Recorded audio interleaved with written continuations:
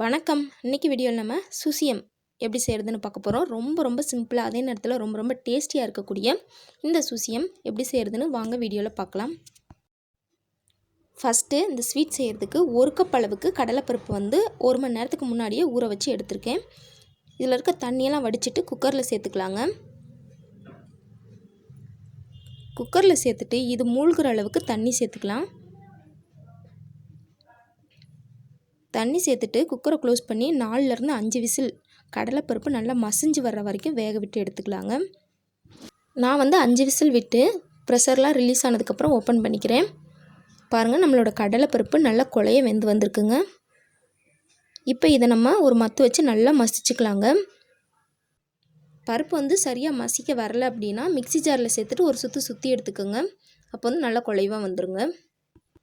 இப்போ ஒரு வாணலி அடுப்பில் வச்சு அதில் வந்து 1 கப் அளவுக்கு வெல்லம் சேர்த்துக்கிறீங்க. எந்த கப்பில் கடலைப்பருப்பு எடுத்தோமோ அதே கப்பில் 1 கப் அளவுக்கு வெல்லம் சேர்த்துட்டு 1/4 கப் அளவுக்கு தண்ணி சேர்த்துட்டு இந்த வெல்லம் நல்லா கரைஞ்சி வர்ற வரைக்கும் இதை நல்லா கொதிக்க விட்டுக்கலாங்க. வெல்லம் பாருங்கள் நல்லா கரைஞ்சி கொதித்து வந்துருச்சு. இப்போது இதை வெளியே எடுத்துகிட்டு ஒரு பேன் அடுப்பில் வச்சு நம்ம மசிச்சு எடுத்து வச்சுருக்க கடலைப்பருப்பு உள்ளே சேர்த்துக்கலாங்க. இது கூடவே நம்ம கரைச்சி வச்சுருக்க வெல்லத்தையும் வடிகட்டி சேர்த்துக்கலாங்க. வெல்லத்தில் வந்து தூசி ஏதாச்சும் இருக்கும், அதனால் இந்த மாதிரி காய்ச்சி வடிகட்டி சேர்த்துக்கிறோங்க. சேர்த்துட்டு இதை நல்லா மிக்ஸ் பண்ணி விட்டுக்கலாங்க.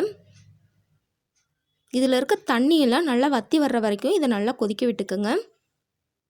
அடுப்பை வந்து நல்லா ஹை ஃப்ளேம்லேயே ஒரு 10 நிமிஷம் நல்லா கொதிக்க விட்டிங்க அப்படின்னா தண்ணியெல்லாம் நல்லா வற்றி வந்துருங்க. ஓரளவு இந்த மாதிரி வற்றி வந்ததுக்கப்புறமா இது கூட நம்ம ஒரு 3-4 ஏலக்காயை தட்டி அது கூட சேர்த்துக்கிறோம். அதுக்கப்புறம் ஒரு 1/4 கப் அளவுக்கு தேங்காய் துருவலையும் உள்ளே சேர்த்துக்கலாங்க. சேர்த்துட்டு நல்லா மிக்ஸ் பண்ணி விட்டுக்கலாம். இந்த கடலைப்பருப்பு எல்லாமே நல்லா வந்து கெட்டியாகி நல்லா சுருண்டு வர்ற பக்குவத்துக்கு வரணும். பாருங்கள் எந்த அளவுக்கு நல்லா சுருண்டு வந்திருக்குன்னு. இந்த அளவு சுருண்டு வந்ததுக்கப்புறமா இப்போ நம்ம ஸ்டவ்வை ஆஃப் பண்ணிவிட்டு இதை ஆற விட்டுறலாங்க. நம்மளோட பூரணம் எல்லாமே கை பொறுக்கிற அளவு சூடு வந்ததுக்கப்புறமும் இதை வந்து சின்ன உருண்டைகளாக உருட்டி எடுத்துக்கலாங்க. நமக்கு எந்த அளவு சுசியம் செய்ய போகிறோமோ அந்த சைஸ் உருண்டைகளாக உருட்டி எடுத்துக்கலாம். நம்ம எல்லா பூரணத்தையும் இந்த மாதிரி உருண்டைகளாக உருட்டி எடுத்தாச்சு. எல்லா உருண்டைகளும் ஒரே அளவு இருக்க மாதிரி உருட்டி எடுத்தாச்சுங்க. இப்போ மேலே இருக்க மாவு ரெடி பண்ணிக்கலாம். அதுக்கு வந்து ஒரு மிக்சிங் பவுலில் 1/2 கப் அளவுக்கு மைதா மாவு சேர்த்துக்கிறோங்க. இது கூட தேவையான அளவு உப்பு சேர்த்துக்கலாம். சேர்த்துட்டு இதில் தண்ணி சேர்த்து இதை நல்லா கரைச்சிக்க போகிறோங்க. இதுக்கு வந்து 1/2 கப் அளவுக்கு தண்ணி கரெக்டாக இருக்கும். தண்ணியை வந்து முழுசாக சேர்த்துறாமல் கொஞ்சமாக சேர்த்து நல்லா மிக்ஸ் பண்ணி விட்டுக்கோங்க. நம்மளோட மாவு பார்த்திங்கன்னா கோதுமை தோசை ஊற்றுவோல அந்த மாவு பக்குவத்துக்கு இருக்கிற மாதிரி இதை கரைச்சி எடுத்துக்க போகிறோங்க. கொஞ்சம் கூட கட்டிகள் இல்லாமல் நம்மளோட மாவு ரெடி ஆயாச்சு. மாவோட பதம் பார்த்திங்கன்னா இந்த அளவு எடுத்து ஊற்றினா இந்த மாதிரி இருக்கணும். இந்த பக்குவத்துக்கு அரைச்சி எடுத்துக்கோங்க. இப்போது நம்ம உருட்டி வச்ச பூர்ணத்தை இந்த மாதிரி லைட்டாக வந்து மாவில் டிப் பண்ணிக்க போகிறோங்க.